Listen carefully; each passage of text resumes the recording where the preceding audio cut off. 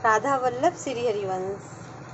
तो देखिए, ये बात है 23 फरवरी को हम गए थे। उससे पहले क्या हुआ था, मेरे पैर में चोट आ गई थी।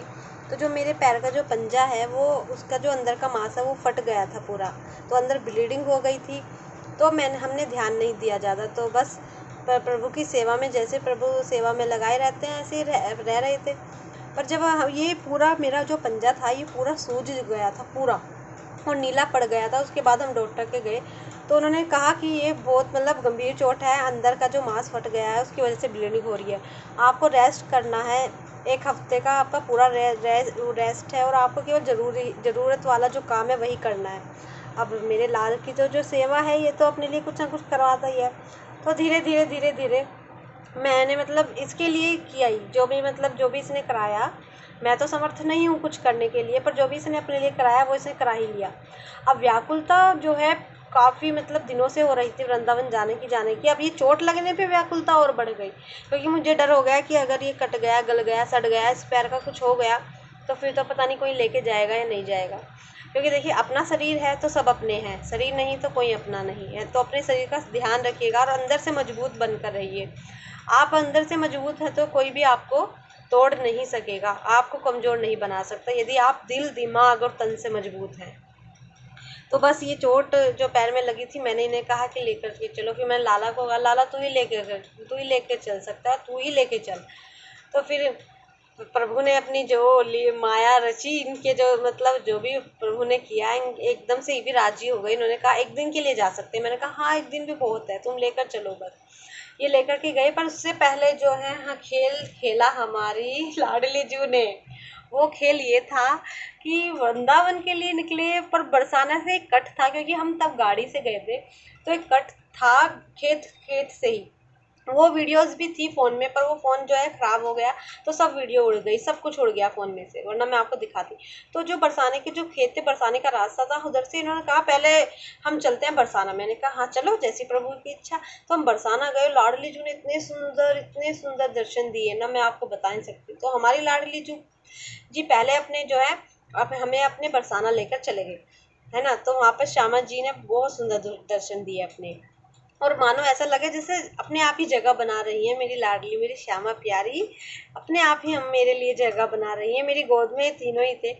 और वहाँ पर है ना, सब मालाएं मांग रहे थे। जो सामने थे ना, मैया एक सेवा में थी, उनसे मालाएं, पर मैया दे नहीं रही थी किसी को भी। तो मैंने नहीं कहा कि मैया दे दो, मैंने नहीं मांगी फिर, कि किसी को कोई जो मांग रहे थे उनको भी नहीं मिल रही थी। पर जैसे मैं वहाँ खड़ी हुई, मैं उनको मतलब अपनी लाडली जी को ही देखे जा रही थी। इनका जो वहाँ पर स्वरूप है उसको मैं देख रही थी। तो वहाँ पर मैया आई मेरे पास, वही मैया जो सेवा में थी। उन्होंने ऐसे देखा मेरी गोद में, और तीनों के चरण स्पर्श किए, बलाइयाँ ली, उसके बाद माला पहनाई तीनों को। और मैं हैरान। और फिर मुझे पंचमेवे का प्रसाद दिया, उससे पहले चरणामृत दिया।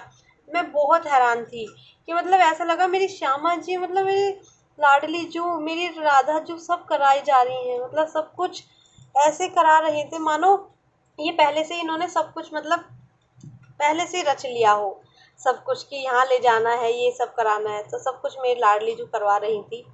और फिर उधर आई। फिर हमने सोचा बरसा, अब हम वृंदावन के लिए निकले। तो वृंदावन के लिए हमने टाइम देखा था, गूगल ने हमें 9:30 ही बताया। उसके बाद हमने पार्किंग में गाड़ी लगाई, और हमने ऑटो वाले भैया से पूछा, टमटम वाले भैया से, भैया कितने बजे तक दर्शन हो जाएंगे।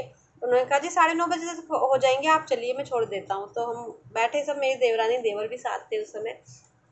तो हम सब चले, और वहाँ पर हमने देखा द्वार जो थे वो सारे बंद हो गए। फिर मन बड़ा उदास हो गया। मतलब रोना तो आता ही है ना, जब आप देखिए, आप जानते होंगे, जब आप वृंदावन जाते हैं तो आप जानते होंगे, आप मतलब प्रभु के लिए जो भी वो तड़प है वो आप समझते होंगे। तो वहाँ पर फिर जब कपाट बंद थे, तो 2-4 ना बड़े बड़े पहलवान से आए। वो ब्रज के ही थे, क्योंकि भाषा उनकी ब्रज वाली ही थी। तो उन्होंने ऐसे धक्का देकर खोला द्वार, और हम सब अंदर। मेरी देवरानी ने मेरा हाथ खींचा, और हम सब अंदर। और जहाँ मतलब हमारे जो बिहारी जी हैं खड़े होते हैं हमारे लिए, हमारे बाकी बिहार जी, तो उस जगह मतलब हम खड़े हो गए। और 2-4 लोग थे अंदर जो कि सुनहरी सेवा कर रहे थे ये सब। तो हम वहाँ खड़े हो गए, और मुझे रोना ही रोना आ रहा था। मेरे पैरों में चप्पल थी, उसकी भी मुझे सुध नहीं रही कि मेरे पैरों में चप्पल है, क्योंकि मुझे अपना भी ध्यान नहीं था कि मैं क्या हूँ, मैं हूँ या नहीं हूँ, कुछ नहीं था। मतलब ना जाने क्या था उस समय। तो वहाँ दर्शन दिए, मतलब रोए रोए जा, मतलब रोना ही इतना आ रहा था, मैं आपको क्या बताऊँ, मतलब इतना रोना। फिर दर्शन नहीं हुए, फिर हम अगले, मतलब हम वहाँ से चल दिए, फिर अगले दिन हम आ गए।